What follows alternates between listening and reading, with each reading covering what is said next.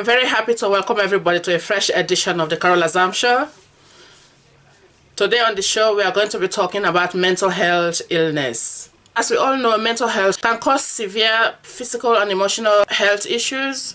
So today on the show, I have with me an expert in that field who is going to talk us through why looking after our mental health is very important. My guest today is Gillian Fagan. Gillian, welcome to the Carol Azams Show. Good to have you on my show. People are constantly talking about mental health issues all the time, including experts who are giving advice to those that are suffering from mental health problems.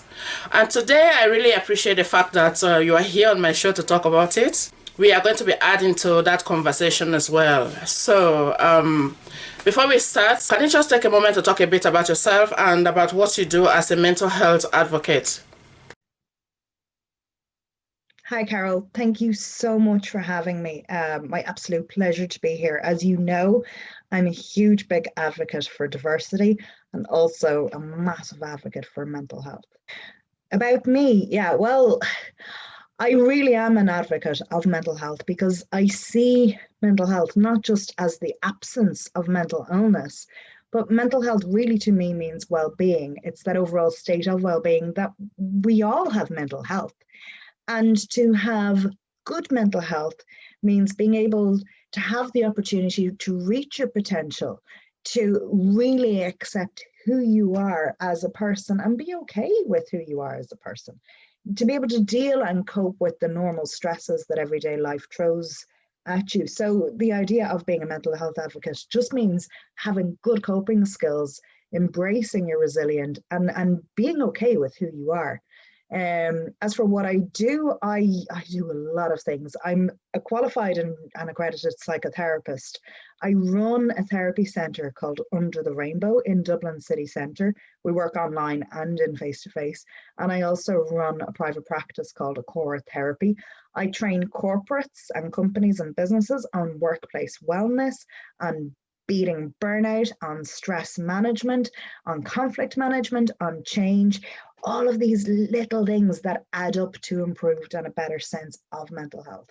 And in the therapy centre that I run, shameless plug, Under the Rainbow and Acora Therapy, we offer low-cost therapy on a donation basis because I hate the idea of supports being inaccessible.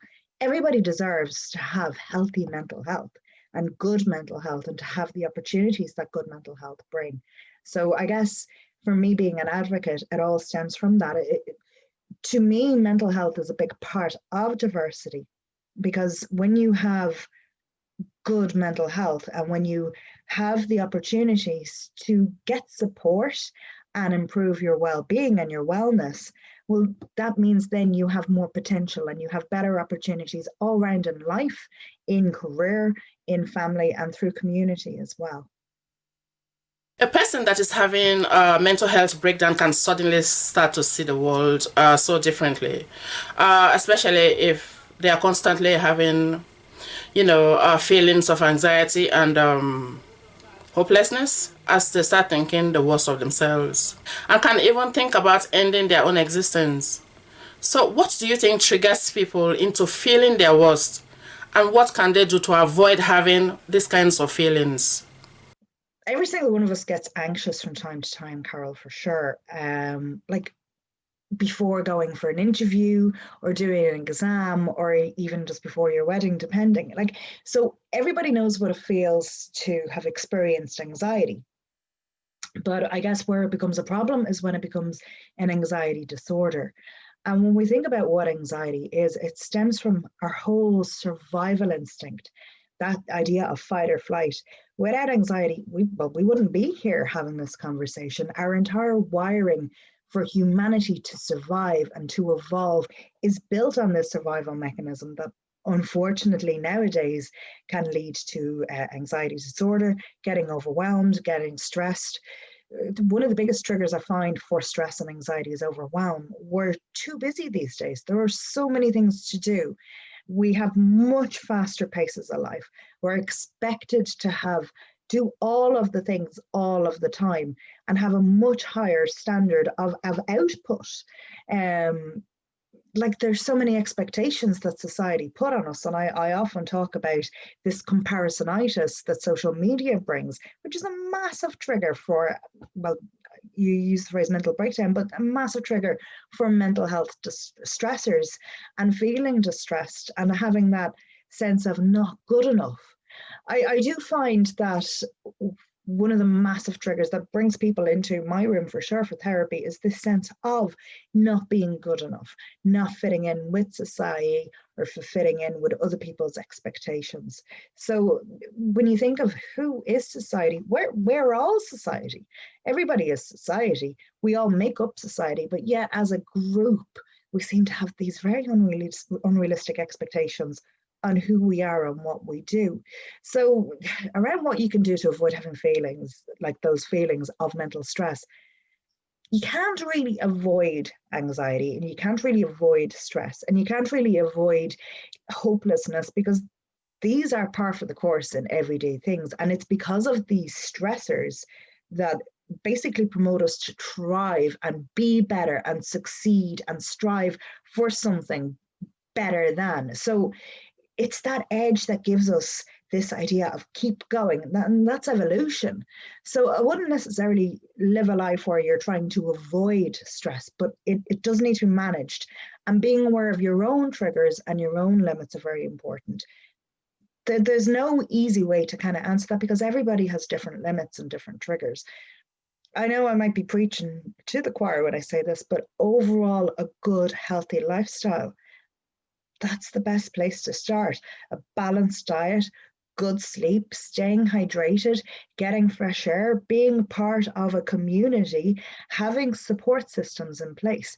These are really the things that mean people do better when they feel hopelessness or when they feel anxiety or when they are stressed or overwhelmed. Because if you have that fundamental structure of overall wellness in place, it means that your coping mechanisms are easier to tap into. You're more resilient then. You can deal with loss or trauma or stress in a better way because you've already got self-care as a given. So I would always say to people, like, don't leave it until a crisis to seek the supports and then look at improving your overall well-being.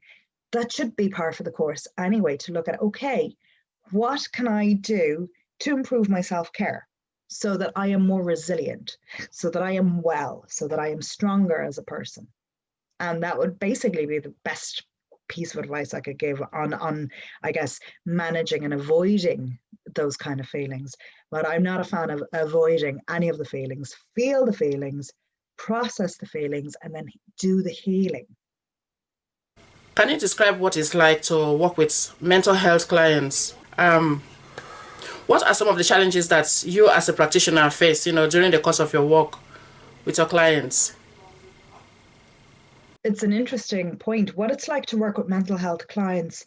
Well, every single person I meet in my line of work is potentially a mental health client. Everybody has mental health. Everybody does. And even on that, I like to think of it as mental fitness. We've no problem going to a personal trainer or going to the gym and looking after our physical fitness. Our minds are just as, maybe even more important than our bodies. So I'd be a big advocate for mental fitness. And I think to train your mind for mental fitness and resilience is so important. So what it's like to work with people, to be honest, cliche as this might sound, it's living the dream. I worked in finance for 20 years. Now that I am helping people empower themselves, it's the most fulfilling work I have ever done. It's cliche to say it, but it's a bit of a vocation. And I guess I've always worked with helping people going back to the 90s, and this gives away part of my age.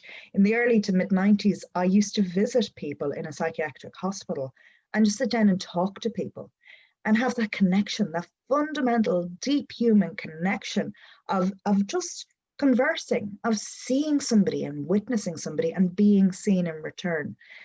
So in my line of work every single day, I'm very blessed that that's what I get to live, connecting with people and helping people see who they really are and accept themselves. It's incredibly empowering for everybody. It really is. You're right, though, it does bring its challenges. As a mental health practitioner, you can't help everybody, no matter how hard I try. During COVID, during this whole lockdown period, I have been so busy. I used to, and I still do to a point, these free care calls on Mondays and Wednesdays. And within a week, I was booked out, and people be booking in nearly a month in advance for a free care call. I'm self-employed. I do what I can, where I can, when I can. So I tend to work nearly every day, 7 days a week, trying to help people. And if I'm not the person who can best help somebody, I will put my heart and soul into finding somebody who can. The problem is, as a practitioner, as a psychotherapist myself, I am completely fully booked. I have a waiting list. But I do run a therapy centre, and I have a good network of other therapists that I can refer to. The problem with that is saying no. I hate saying no to somebody, or in terms of, if I have the skills that I can help them help themselves, it's very difficult to say no. And sometimes as a mental health practitioner, you have to have these boundaries in place. That can be very difficult, especially when you're as passionate about the work as we are in Under the Rainbow and at Core Therapy. So burnout is a very, very big problem in my profession. A lot of therapists will take on too much or do too much or not have the self-care in place. The idea of walk the walk. So I think one of the biggest challenges for me is sometimes I will do things with people, with communities, for people. And I have done in the past at the expense then to say my own self-care or my own downtime or my private time. And that has been a real challenge this year with COVID, because we all need to help each other and support each other. As the saying goes, we're in this together. So just the idea of being able to offer those supports, helping each other out. We are all in this together, but that in itself can be a challenge. I am quite an extroverted person, but I need my downtime. I need my introverted time. I need those silent moments where I can just catch up with myself, and booking those appointments and scheduling that into my diary has actually been one of the best ways I've been able to manage that, because otherwise the diary gets booked out and you think, oh, I'll get to that eventually in terms of my own self-care. And I joke about having started the Couch to 5K umpteen times this year and not being able to finish it because life happens and gets in the way. So I think definitely as a mental health practitioner, minding my own mind and self-care and looking after myself is a big challenge for mental health practitioners, because we are in this line of work to help others, but you have to start with helping yourself. My next question really borders around the impact of this pandemic, this COVID-19 pandemic, on mental health. I am assuming that lockdowns have created a lot of stress in people, which means that issues of mental health must have increased. Can you please talk a little bit about that?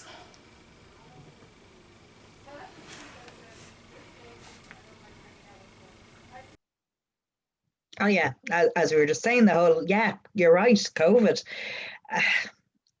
The COVID pandemic has absolutely had such a toll on people's mental health. Everybody has suffered or struggled in some way. And I do know some people that have said COVID has been great for their business, or it's given them the permission to slow down, whereas they might have been too stressed before. So while there is the odd exception where a person has said, oh, COVID has been an advantage, it has brought up challenges for people's mental health, definitely. Like when you think about the struggles that COVID would put on people's mental health, there's so many. We're talking about uncertainty. Really and truly, we don't like not knowing things. We don't like an ambiguous future. When we are uncertain about things, our anxiety goes up because that's our survival instinct. When we are uncertain about something, there could be a perceived danger. And that makes us more anxious and more stressed. So uncertainty, and even the idea, and I know this week there's news, there's a vaccination on the way, but there's a lot of uncertainty around that as well, and the expectation as to when can I access this, and how it leaves us with more questions than answers in many ways. So definitely uncertainty. Change we struggle with change. Some people like change. I like change personally, but there's always an adjustment period with change. And change can be a massive adjustment, especially, and I've had such an increase in demands for couples therapy because where both partners have been working from home. That's a massive change. And if you are only seeing the one person day in, day out, without having your colleagues or your coffee breaks or going out for lunch, that can be a challenge. So change and uncertainty seem to be the main things. But another thing that I'm finding is really impacting on people's mental health this year is isolation. I spoke to a client actually only yesterday who told me that they haven't touched another human being, not even a handshake, since February because of the situation this year. Like, that's heartbreaking. So the isolation for some people is massive. For people who live alone, perhaps, the lack of touch. And I'm not even necessarily talking about intimate touch, but just human beings, we are tactile. We get a boost in our oxytocin just from hugs and handshakes and touch and crowds. And we're being deprived of that. And oxytocin is a chemical that boosts our overall sense of happiness. Without having that in itself will have an impact on your mental health, even if you're an introvert and the best introvert in the world. So there are some struggles in there. Never mind then the obvious things such as work-life balance, grief in some case, loss, ambiguity, bereavement, health issues. And what I found as well is a big thing is this understanding of almost differing boundaries. So I might have a different understanding of what physical distance means to you. I might have a different way of minding my family's health and minding my own health to you, for example. And I can see a lot of people getting frustrated with parties that are going on, or group gatherings, or people who are anti-mask, and that's bringing up a whole lot of stress for people again. And it's about really looking at what you can do on your own personal level and trying to just control and accept what you can. But it definitely is an issue. And I'm finding when I talk to clients around this year and COVID and mental health, the ambiguous loss, the things people don't even realize they're losing, like a simple frothy coffee, not a big deal, but it's the tiny little things. The idea of listening to your music or a podcast on the bus. This whole idea now of everything being brought back to health, of course it makes us more anxious, because the idea if somebody now sits beside you on a bus, that's a massive stress trigger, whereas before we wouldn't have really noticed. So yeah, it's definitely had a big issue on our mental health.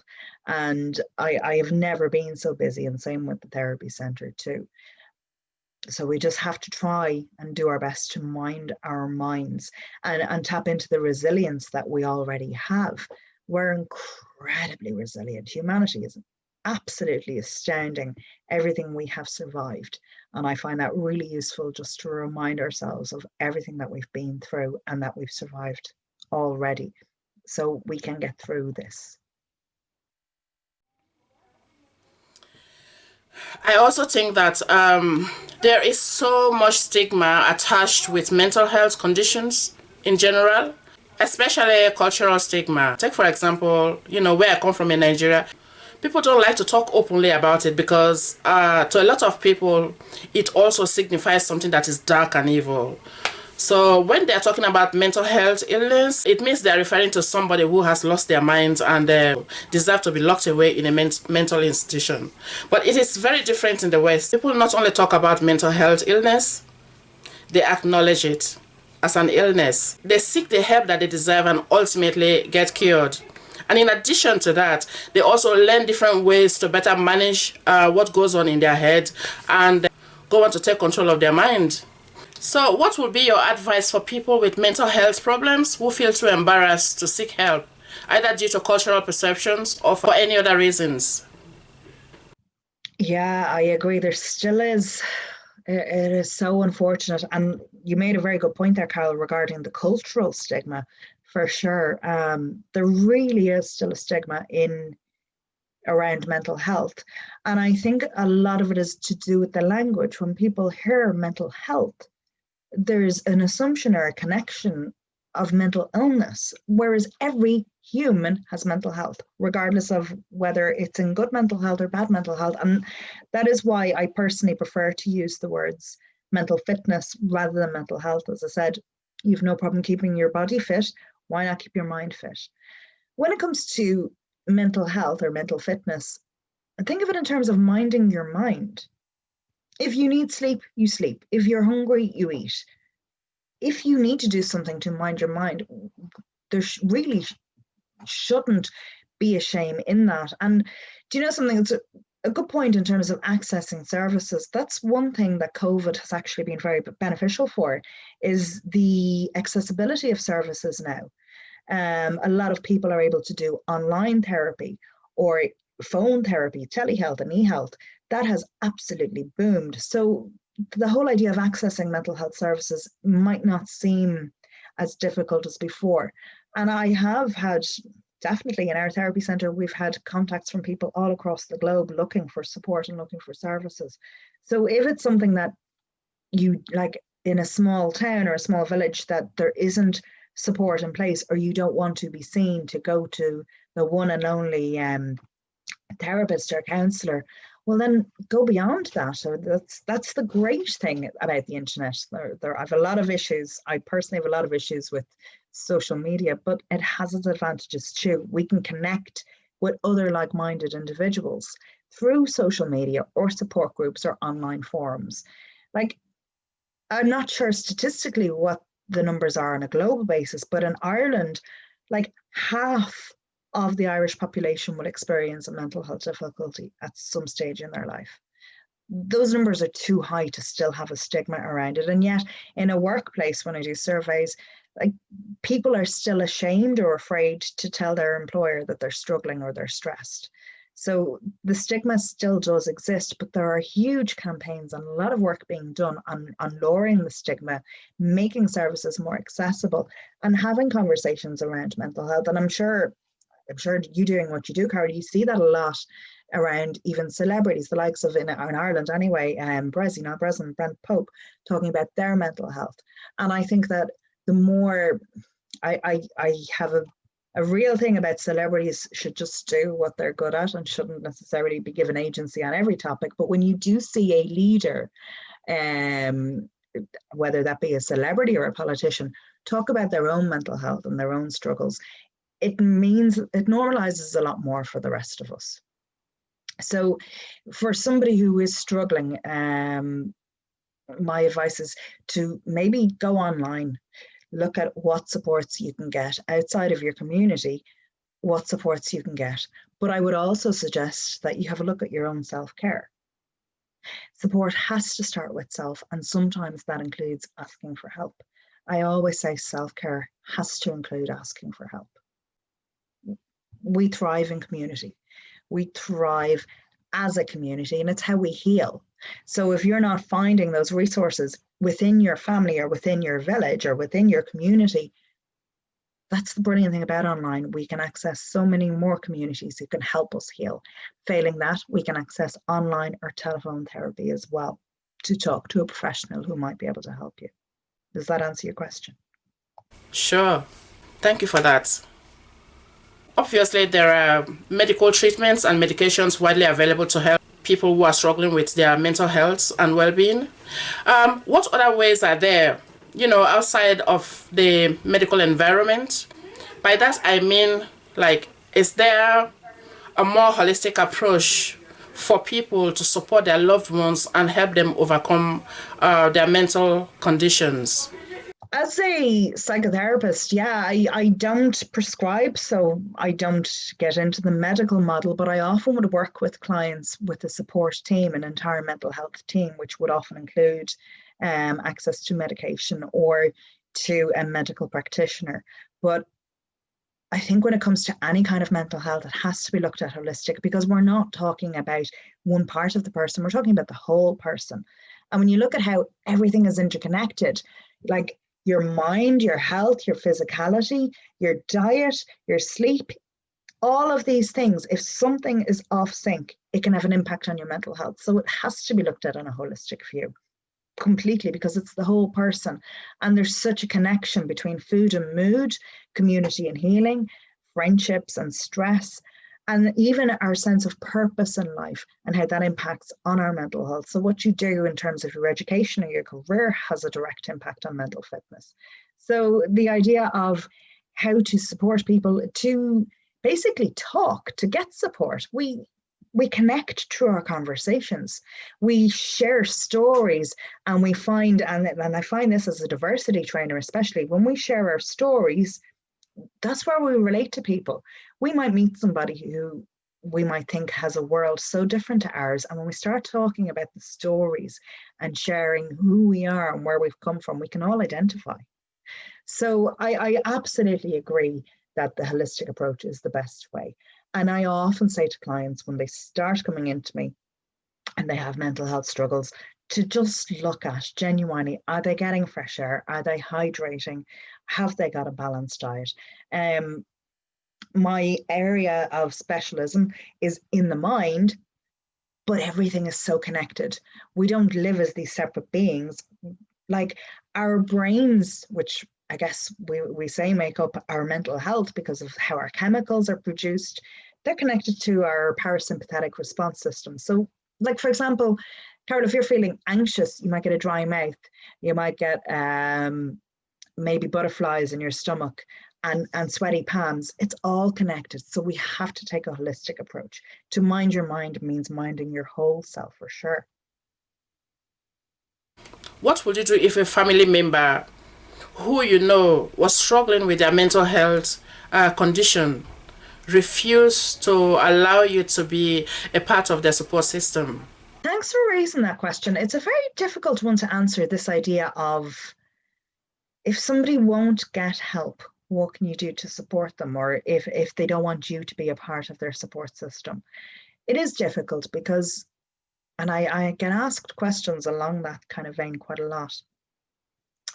The idea of support, as I said, we heal best in community and we heal best with support. Like, for example, in my family, given that I am a therapist, I'm probably not the best person to then give that support to my family. I can't be their therapist. So I would often refer them to somebody else. But if it's a case that you do have a loved one who is struggling, but they don't want you to be part of their support network, to even acknowledge that, to say, okay, I see that you're struggling and I appreciate that, and give the person back a sense of agency. It's very important that people have the power and their own voice and the advocacy to basically design their own support system.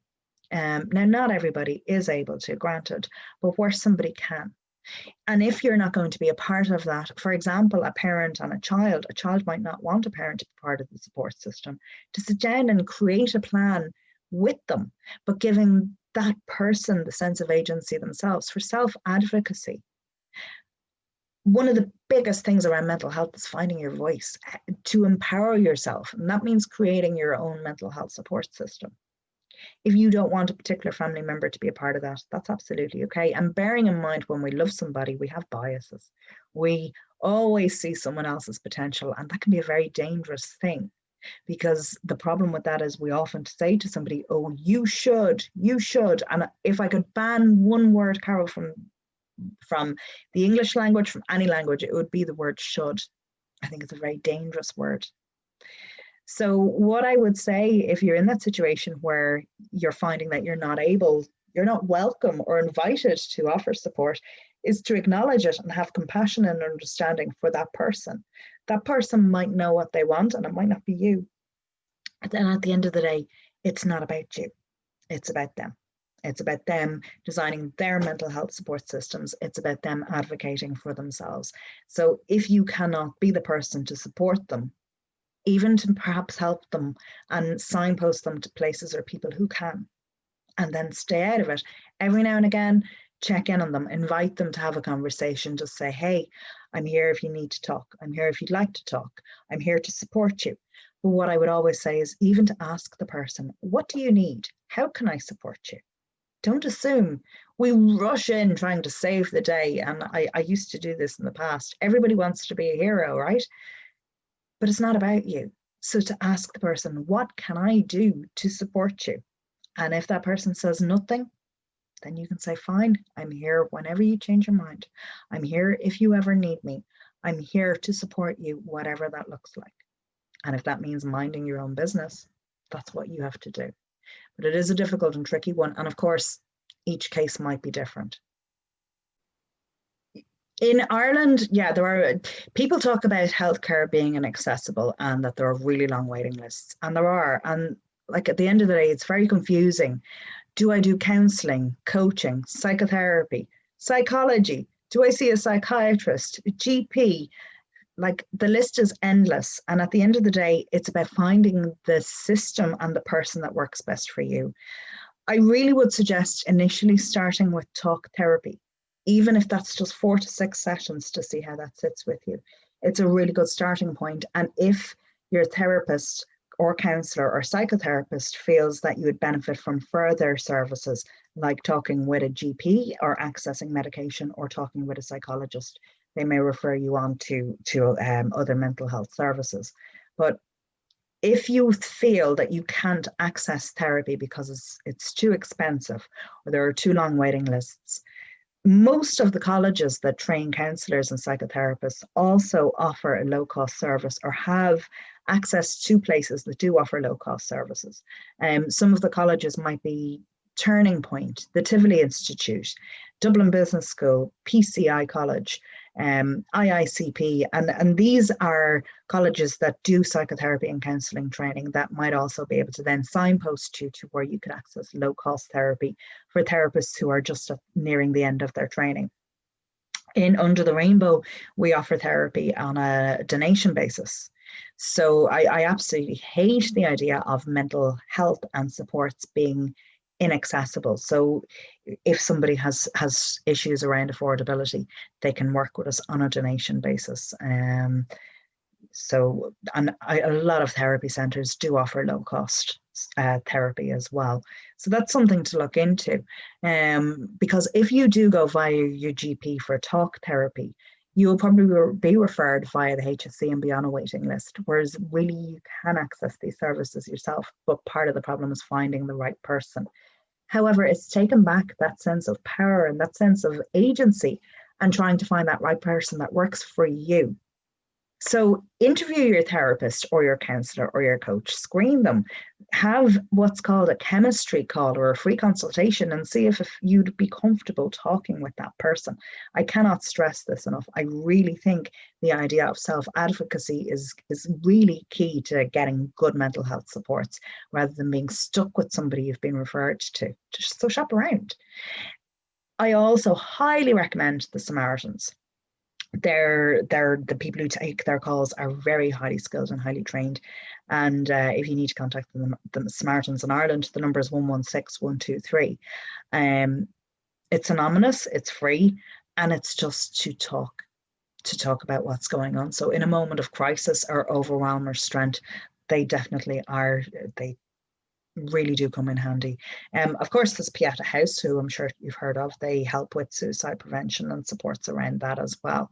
If you Google Pieta House and find out where your local centre is, usually they would work with somebody on around 6 weekly sessions and work with somebody around basic self-care and just taking somebody out of that crisis place, and really does work quite well. The number for Pieta House is 601 0000, and definitely worth looking into, especially if you are feeling suicidal or self-harm. And another thing, like there are umpteen, if you Google, and the HSC has a great list on their website, and actually if you go to Acora Therapy, my own website, I have a list of all of the resources, not all, but some of the resources that would be available as well. It really does depend on what's going on for you and what help you need. But on that as well, Aware do fantastic life skills course, which is basic kind of CBT and coaching around just helping you develop your own resilience and improve on the current life skills that you have and work at what you've got. And I would really strongly recommend you do that. Aware these courses online. They were working in person as well as online. So they've been doing online since before it was a thing. So it's usually a 6 to 8 week course, I believe. And again, a lot of my clients have gone through the Aware life skills course and rave about it and have gotten great value from it. So check out the aware.ie website, or I think, yeah, their number is 1800 80 48 48. So there are supports out there, but it might mean a little bit of legwork on the person's part. At the end of the day, we are all in this together. It is important that we're able to support each other. And if you're finding that you're not somebody who is struggling these days, well, then it might be a good potential or opportunity for you to be a lighthouse for other people and help guide the way. On a final note, Gillian, where is help available in Ireland? And also, before you go, can you please expand a little bit, just a little bit more, with tips on how to cope with mental health conditions? Thank you so much, Gillian, for coming on the show. And thank you so much for sharing this vital information about mental health. Oh, Carol, that absolutely flew by. Anytime. Thank you so much. It's been a pleasure. Any questions, please do get in touch. Gillian Fagan is my name. I am the CEO of Under the Rainbow, which is a diversity training company and workplace wellness. I run a therapy centre in Capel Street, Under the Rainbow, and check out Acora Therapy. And of course, feel free to follow us on social media. Thank you so much, Carol. It's been a pleasure. This has brought us to the end of another episode of the Carol Azams Show. My guest today has been an expert in the field of mental health illness. I hope you have learned a few things from her, tips on how to look after yourself and look after your mental health. Until I come your way again next time, it's goodbye from me.